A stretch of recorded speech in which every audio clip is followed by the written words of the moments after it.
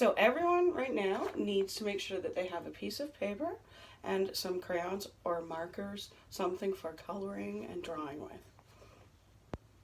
And then I want you to close your eyes when you're ready. And I want you to imagine what it feels like to be lost, hungry, scared, alone. Maybe you've ended up in the wrong part of town after dark. Maybe you were driving out in the middle of nowhere and got lost. Maybe you're almost out of gas. Maybe you were hiking and got turned around. Your cell phone's dead. It's starting to get dark. You're hungry. You're tired. You don't know what to do. And then someone shows up or something and calms you down. Now, I want you to think about who or what is that calming person for you. Is it a person?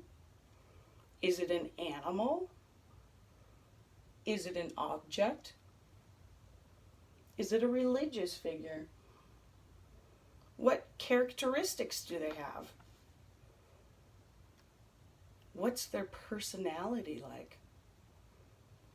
How do they dress?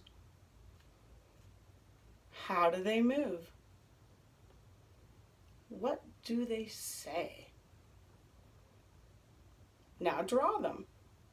Open your eyes and draw them. Just give me a few sketches on the paper of what or who, what it looks like, what they look like. Just briefly. And then I would love to hear some of your thoughts about what it or who it is that calms you down. Now, if we had to describe this person musically, what would that kind of sound like? What would be the speed of the music? The dynamics? How loud or soft would it be? What would they say? Is there text? Is it major or minor? Draw some symbols for me on your paper to illustrate how you think they would move or what it would sound like musically. Draw a symbol that shows us the speed of the music. Draw something that shows me how loud you would want it played.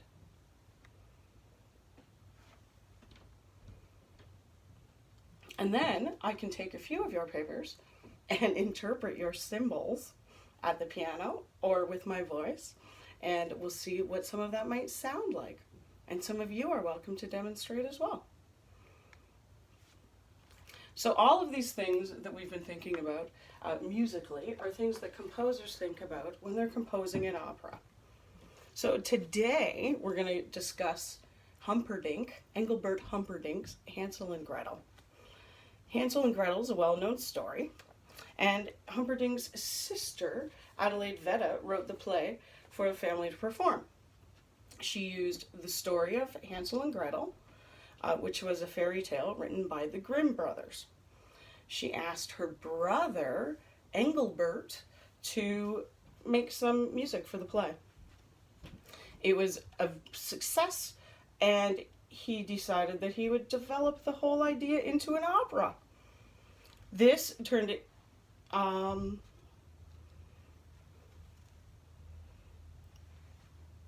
this became one of Humperdinck's most well-known works.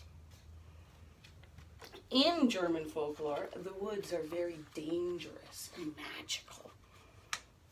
Hansel and Gretel go into the woods looking for food, but they get lost. It's dark, they're hungry and afraid, and all of a sudden, out of the mist, comes someone who calms them down. And it's the Sandman. Who is the Sandman? What do we know about him? What's his purpose? What do you think the Sandman looks like? Draw the Sandman for me. Is it a person? Is it a fairy?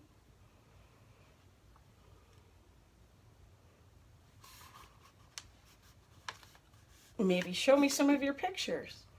Let's see what we all came up with as to who the Sandman is.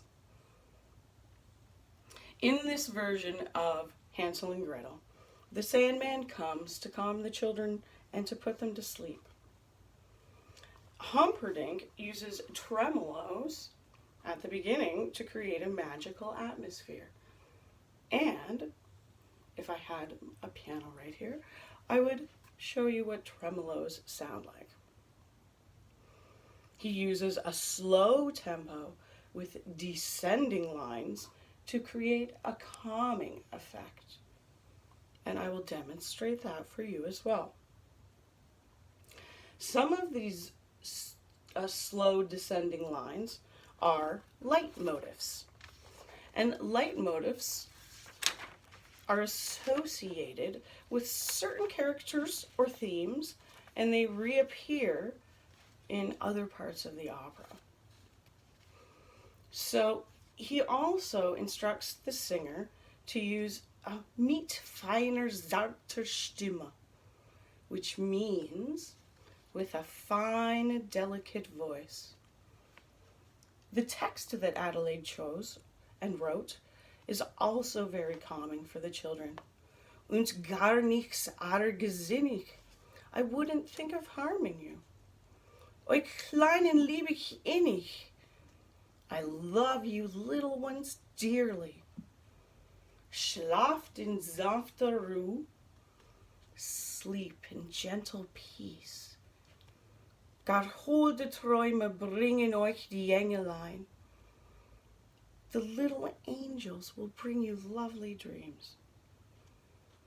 And with the arrival of the Sandman, the children say a prayer and they fall asleep to dream of angels. And the leitmotif that I showed you returns as they dream. And now I will present for you the Sandman aria from Hansel and Gretel.